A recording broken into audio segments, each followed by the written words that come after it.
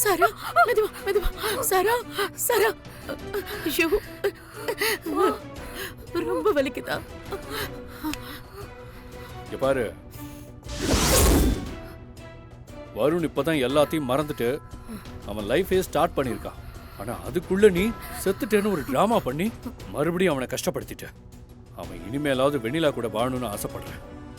அதுக்கு இடைஞ்சலா நீ ஏதாவது பண்ண, சித்திய மன்னிச்சாலும் இன்னொரு தடவை நான் உன்னை மன்னிக்க மாட்டேன். கௌதம், போலாம்.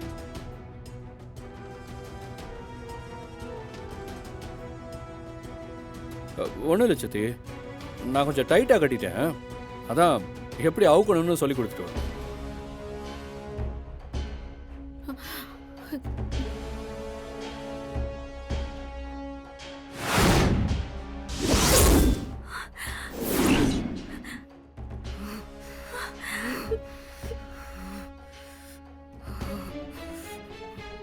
அத்தை, சாரா இனி வருண் கிட்ட பிரச்சனை பண்ண மாட்டான்னு நினைக்கிறீங்களா? நிச்சயமா அவ மறுபடியும் வருவா. அடிப்பட்ட பாம்புல கண்டிப்பா துரத்தும். அதெல்லாம் நான் பாத்துக்கிறேன். நீ தைரியமா இரு. போய் கார்ல ஏறு. கௌதம், சித்தி, இதெல்லாம் தெரிஞ்சும் ஏன் அமைதியா இருக்குன்னு பாக்குறியா?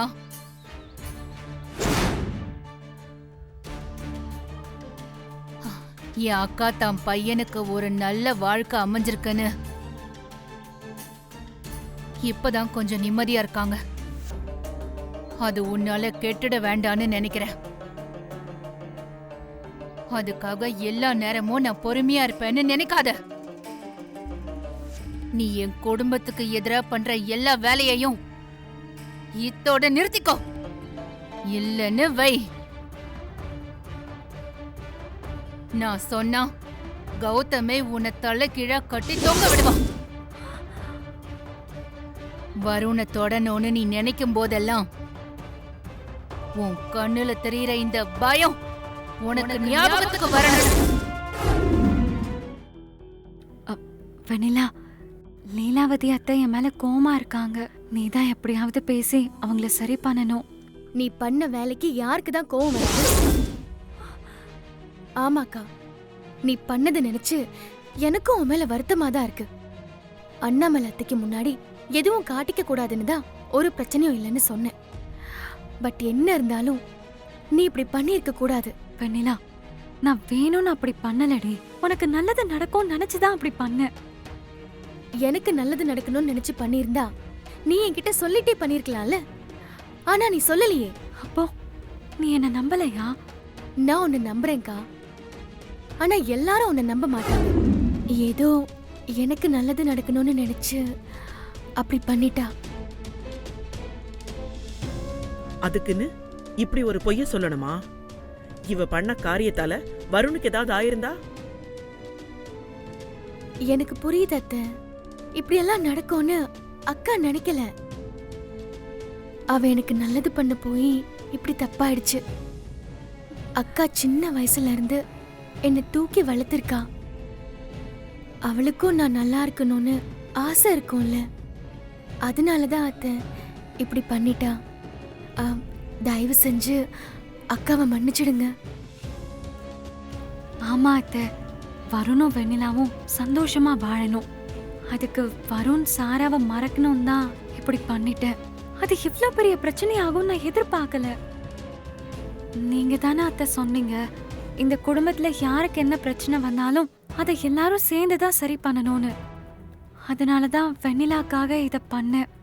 அது தப்பாயிடுச்சு. என்ன மன்னிச்சிடுங்க. சத்தியமா இனிமே உங்களுக்கு தெரியாம எதுவுமே நான் பண்ண மாட்டேன் அத்தை. ப்ராமிஸ். அத்தை, அக்கா தான் இனிமே இந்த மாதிரி தப்பு நடக்காதுன்னு சொல்றான்ல, அவளை மன்னிச்சிடுங்க அத்தை. சரி போ.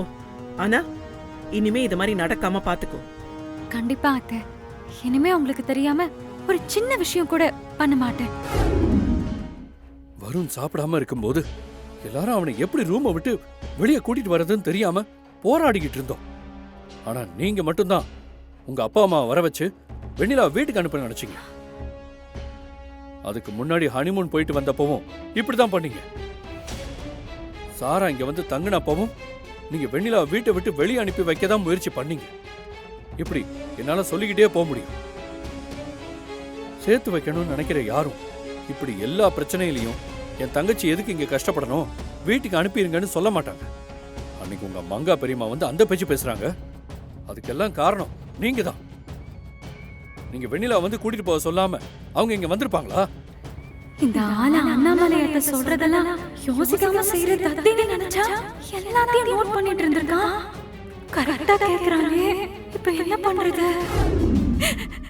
ஏண்டா உயிரோட இருக்கும், இதுக்கு செத்துடலாமே தோணுது. கரெக்ட், நான் செத்துடுறேங்க. ஏங்க என்னங்க பேசுறீங்க? இல்லங்க, இதுக்கு மேல நான் எப்படி என்ன நிரூபிக்கிறதுன்னு தெரியல. எப்ப நீங்களே என்ன வெண்ணிலாவை நான் இந்த குடும்பத்துல இருந்து பிரிக்கிறேன்னு நினைச்சிட்டீங்களோ, இனிமே யாரும் என்ன நம்ப போறது இல்ல. நான் இல்லாம என் தங்கச்சி நல்லா இருப்பானா அதுக்காக நான் சாக கூட ரெடிதான். ஐயோ, நான் ஏதோ டென்ஷன்ல அப்படி பேசிட்டேன். அதுக்கு போய் நீங்க இப்படி சரி ஓகே. இல்லங்க, அத்தையும் சரி அண்ணாமலை அத்தையும் சரி என் மேல கோவத்துல இருந்த அப்ப கூட நீங்க என்ன புரிஞ்சுப்பீங்கன்னு நினைச்சேன். இப்போ நீங்களே இப்படி பேசும்போது என்னால தாங்கிக்க முடியல. என் மனசு அப்படி வலிக்குது. இந்தாங்க வரும் என்ன வரும்? சாப்பிடுங்க. நான் பேசுறது கேக்குதா? Hello hello sir just a minute sir. ஏய், என்ன வழியில அது? நான் தான் பிசினஸ் கால்ல இருக்கேன்னு சொல்றேன்ல. எப்படி சாப்பிட்டுட்டு என்னால அட்டென்ட் பண்ண முடியும்? இங்க பாருங்க, உங்களுக்கு பிசினஸ் பெருசா இருக்கலாம், எனக்கு நீங்க தான் பெருசு, உங்க ஹெல்த் தான் பெருசு. வெண்ணிலா புரிஞ்சுக்கோ, நான் இந்த காலை நல்லபடியா பேசி முடிச்சாதான் பிசினஸ் அடுத்த லெவலுக்கு கொண்டு போக முடியும். நீங்க பேசுங்க, நான் உங்களை தொந்தரவு பண்ணல. அப்பப்போ ஸ்பூன்ல ஒரு வாய் ஊட்டி விடுறேன், சாப்பிட்டுட்டே பேசுங்க. நான் என்ன ஸ்கூல் குழந்தைய வெண்ணிலா? இப்போ உங்களுக்கு இருக்கிற பிரச்சனைக்கு குழந்தை மாதிரி உங்களை பாத்துக்க சொல்லி டாக்டர் சொல்லியிருக்காரு. டைமுக்கு சாப்பிட்டு டேப்லெட் போட்டு தான் ஆகணும். சாப்பிட்டுக்கிட்டே எப்படி மீட்டிங் பேசுறது? இப்படி வாயை பொத்திட்டு சாப்பிட்டுட்டே பேசுங்க. சாப்பிடுங்க. ஏய், Varun, are you there? Yes sir, yes sir, sir நான் கால்ல தான் சார் இருக்கேன்.